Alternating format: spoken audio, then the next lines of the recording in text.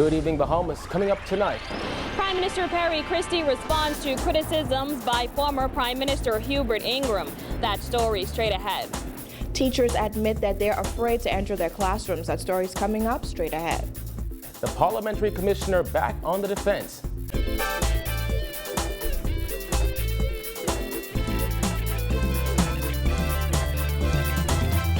Welcome to our news and thanks for joining us. I'm Kyle Joaquin. Topping news tonight, Prime Minister Perry Christie is firing back at his predecessor, Hubert Ingraham, who said on Tuesday he is not surprised that the constituency's commission is once again late in reporting under a Christie-led government.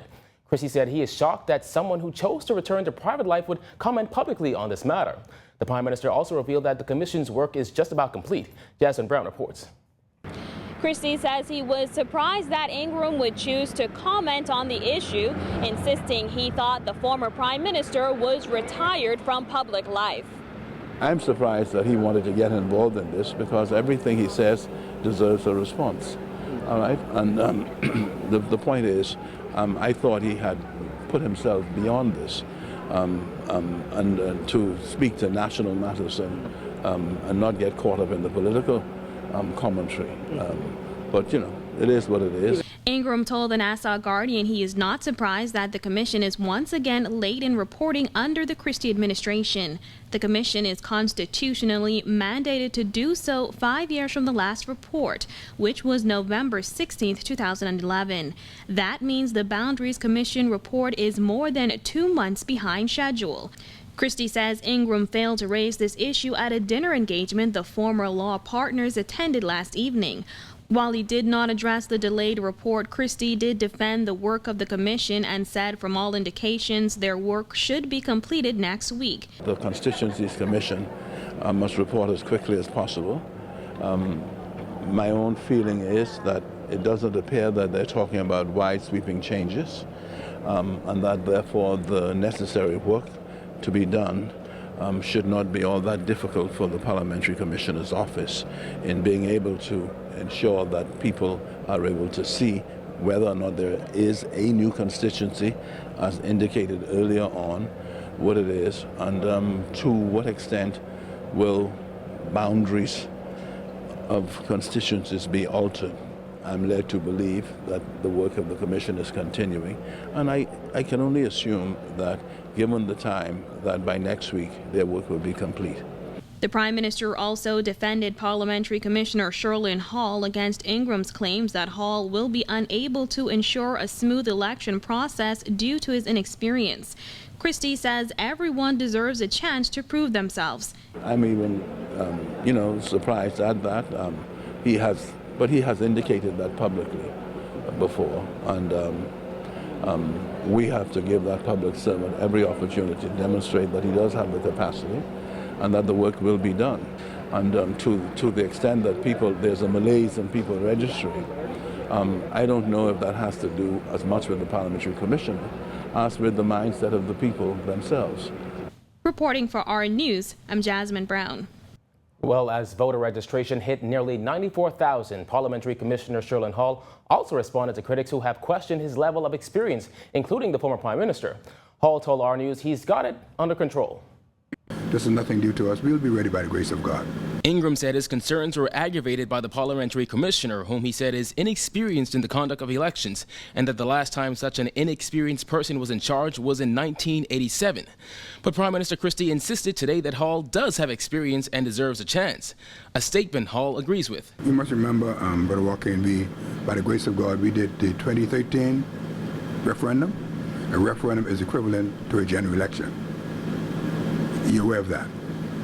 And we did the 2016 referendum, which also is equivalent to a general election. The process is the same. But Hall came under heavy fire on the night of the June 2016 gender equality referendum. Hours after polls closed, the Parliamentary Registration Department was unable to declare a winner.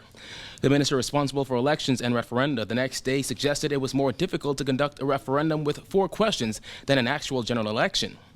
But with the 2017 election right around the corner, we asked Hall what improvements have been made at the department to ensure the process runs smoothly. We've been given additional staff. We have 4 other persons joined us, but one in Grand Bahama, and we've taken on the open evening stations, as you know, You heard on ZNS throughout. We have centers in all of the public schools, 23 in each constituency.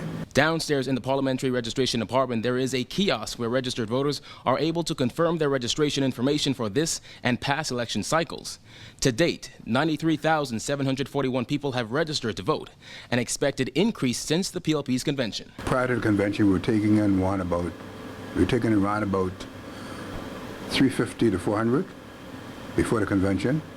After the convention, that jumped to 750 to 800. It varies between 700 and 800 per day. Well, in the wake of a stabbing incident at Government High School and gun possession charges brought against a student, the Bahamas Union of Teachers is calling for extensive measures to be taken to ensure the safety of teachers and students while at school. This plea comes 1 week after an F&M candidate called on government to install metal detectors in high schools and screen all students. Giorgio Sturp reports. The acting president of the Bahamas Union of Teachers admits that teachers are terrified to enter their classrooms. She recommends that video surveillance, alarm bracelets, and metal detectors be installed in the schools immediately. The issue of school violence was thrust back into the spotlight this month after a student was stabbed and 2 others were injured during a brawl at Government High School. Days later, a 12-year-old boy was caught with a gun in his backpack. None of this is sitting well with teachers, according to acting union president Joan Knowles Turnquest. The teacher coming to school or going to school every day does not know if little Peter is going to come with a gun. She doesn't know that, or he doesn't know that. And so you enter school with that innate fear that anything could possibly happen. Turnquest says the union has recommended that drastic measures be taken because the school culture has changed. Those recommendations include the constant monitoring of campuses, classrooms, and children with behavioral issues. We ask for students to be provided with alarm bracelets, similar to what is done in schools in Finland, which can be activated if vulnerable students feel threatened or attacked. We agitate that surveillance cameras be placed around the schools to monitor the perimeters and hallways. These can be monitored by trained security personnel as well as administrators. We ask that the troubled students, once identified, be sent post-haste to any one of the alternative schools for immediate help. We must stop allowing the bullies to run the schools. Bahamas Union of Teachers suggests reducing the amounts of students in each class and the amount of students at the schools so that proper attention can be given to our students. Turnquest also called for a greater involvement from parents. She said it is common for parents to wait until it's too late to get involved. So we wait until problems occur, then we run to the school and we want to beat up and fuss out the teachers. Enough is enough. We want to make that clear to the powers that be that enough is enough. Our teachers are fed up. They are in fear of their lives being taken away from them. Reporting for our news, I'm Giorgio Bain. Still to come on our news, a PLP MP says those 2012 murder signs were only politics. Plus, the DNA takes government to task on Bahamar. That's coming up when our news returns.